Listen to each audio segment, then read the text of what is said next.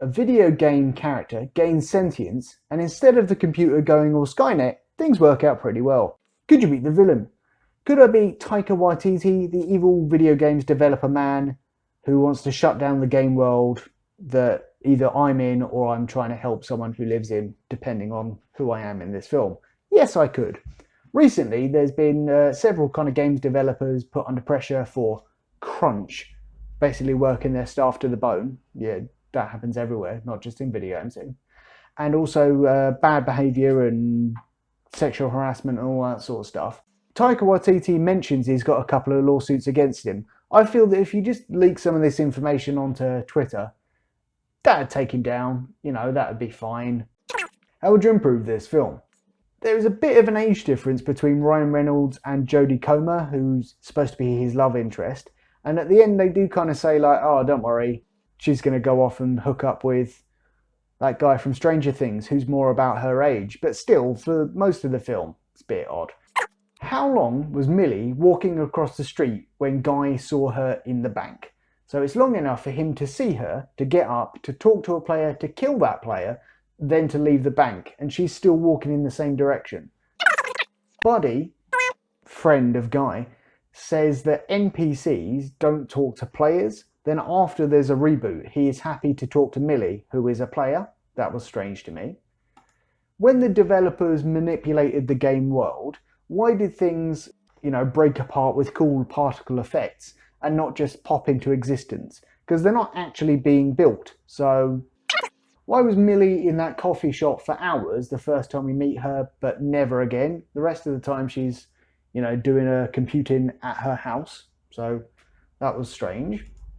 And there's an interview between Millie and Keys that's talking about, they are a professional team, blah, blah, blah, blah, blah. And then the interviewer woman is like, so, you guys gonna bang or something? And yeah, that was not very professional of that woman.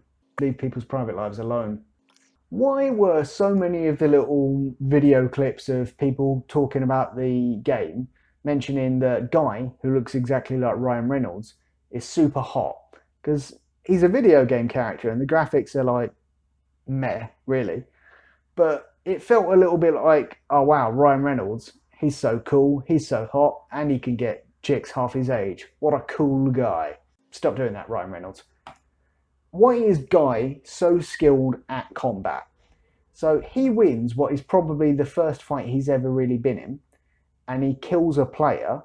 Maybe the player wasn't expecting it, but then he's leveling up, taking people out, and he does die a number of times.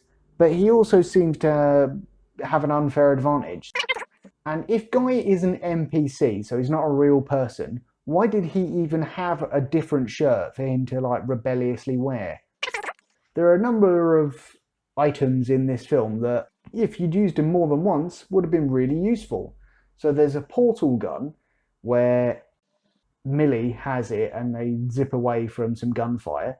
If you've got a gun that can create portals to presumably anywhere, why not just hop straight into that lair that you need a file from and then hop straight back out again, no problem.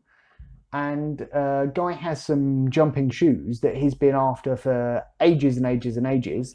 Then he starts taking control of his life and he can afford these shoes and he uses the magic jumping powers once, then never again. If he's wanted those shoes forever, why doesn't he buy them the next day when he also has lots of money? This was oddly similar to the Lego movie, where a guy who is fake and lives in a fake world gets coffee in the morning and listens to terrible pop songs and then realises, things aren't quite what they seem when a badass lady enters his life. I just thought that comparison was a bit interesting, really. There's a whole thing about, they can't go past the beach because that's the kind of edge of the game world. And we see Ryan Reynolds put his hand into a fuzzy portal or something, but maybe I missed it and I wasn't paying attention because I needed to pee by this stage of the film. But we didn't see him, to the best of my knowledge, try many, many times and fail to get through this barrier. So it was just like a whole, nope, can't do it, that's sad. Keys and Millie, they created this wonderful game and then Taika Waititi stole it from them and used it as a kind of starting block for his Grand Theft Auto style game. Had Keys really not ever looked into the coding of this, bearing in mind he works for the company, so he has access to it, we see him access this code, to recognise, oh shit, that's the code that I wrote for that game that Taika Waititi said he didn't use. Because when he starts looking for it, he finds it straight away, so why didn't he look before? I don't know who any of the streamers and the cool people talking about video games in this film were. I assume they are real, and that made me feel quite old. The blue shirt guy, this mystery of like, oh, why is this supposedly NPC character doing all this weird stuff? Is it a person? Is it a glitch? What? I do not believe that that would be like all over the news and on the jumbotrons in, the equivalent of Times Square and Piccadilly Circus. In certain sections of the community, yeah, I think they'd be interested. But the community at large, I don't think anyone would care, so. The token black guy best friend, he hit as many of the stereotypes as you could imagine. Please stop doing that, films. I know he's supposed to be kind of a robotic person because he's a fictional character, but you don't have to, smash it on the nose sort of thing, honestly. As soon as Keys is escorted from the developer's building, surely his laptop would disconnect from the Wi-Fi and the stream that he's doing to show the evil plan would stop. Am I mad, or what's he got? Has he got 4G in his laptop? I don't know. I would have liked to see more comments on downloadable content that you have to pay for, and loot boxes that you have to pay for, and bigger issues within the video game industry mentioned in this film. So there were none that I noticed. How does Guy know about that Mariah Carey song and Star Wars unless they exist in the game world? Because there's, at the end, spoiler alert, he gets a Captain America shield, that's nice, and he also gets a lightsaber. And when he's got the lightsaber, he does like a little, How does he have any reference for what a lightsaber is, unless he as a fictional character has seen a fictional version of Star Wars in his fictional world on his fictional TV? My mind is blown by this. Taika Waititi failing to do a flip, that was the biggest laugh in this film for me, which is sad because I know a lot of the actors in this are very funny and very talented.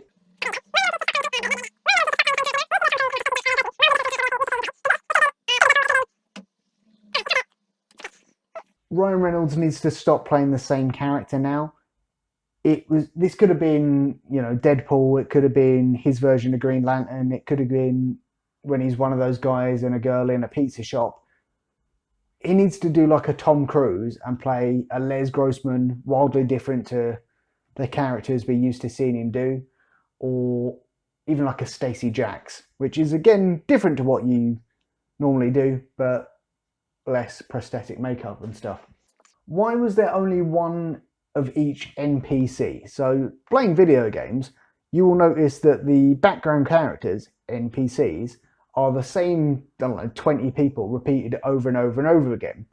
And there's a scene where Ryan Reynolds, aka Guy, says to his friend Buddy, do you know the other security guards? That would have been a perfect opportunity, in my opinion, to show the other security guards are exactly the same as his friend Buddy, or at least they look exactly the same, because that's a real thing from video games, but they didn't do that. Keys says there is no button in the game for one player to kiss another player, but somehow Ryan Reynolds' Guy worked it out.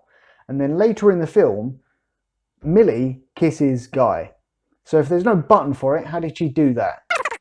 Someone says, oh, it's like all the NPCs have gone on strike, except the girl who works in the coffee shop, who appears to be doing overtime because all of the other NPCs are in the coffee shop and she's dishing out coffee left, right and centre. So they haven't all gone on strike, have they? Why did Millie need it so plainly explained, literally in a video of him saying, bloody hell, I fancy you? Why did she need that explained so hard when Guy says to her, oh, I'm a love letter to you, someone wrote that letter, and she's all like, I wonder if the only person who wrote the code for this game and this character fancies me. Why don't I watch a video of him explaining that he fancies me just to be sure? when the servers are smashed, how come most, if not all, of the NPCs survive on one building? Surely all the buildings and all the NPCs are, on the same server. So when that one smashes, all of them are gone, but I don't know, trees still exist or something. And after the servers are all smashed up and then the day is saved, blah blah blah, how come Buddy was alive again? Did they rewrite the code to put him in there? Was it from an old save or something? Or was it just not explained? Because it feels like it was not explained to me. Anyway, rating out of 5 beers. I was quite impressed with Ryan Reynolds' fighting skills in one scene, because obviously he does some action stuff, but like Deadpool, I've just naturally assumed whenever you can't see his face, that's a stuntman doing it. But he did some, karate. That was pretty good. The idea of this is better than the actual execution of this, and I would give it 4 beers out of 5.